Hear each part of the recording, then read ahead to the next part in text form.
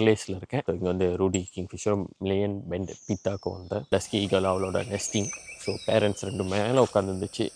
தென் இப்போ வந்து இன்னொன்று ஸ்பாட்டுக்கு வந்து இங்கே வந்திருக்கோம். மில்லியன் பெண்ட் பீத்தா ரிலாக்ஸாக பின்னால் வந்திருக்கு. லைட்டிங் பண்ணால் கொஞ்சம் டீம் மார்க்கெட்டிங் ஓகேவாச்சு, நல்லா ஷார்ட் ஆகிட்டோம். ஓகே, மேலும் ஃபீமேலும் ஒரே பிரான்ச்சிலே இல்லை ஒரே லாக்கில் நிற்க மாட்டாங்க. மேல் வந்தால் ஃபீமேல் போயிடுது, ஃபீமேல் வந்தால் மேல் போயிடுது.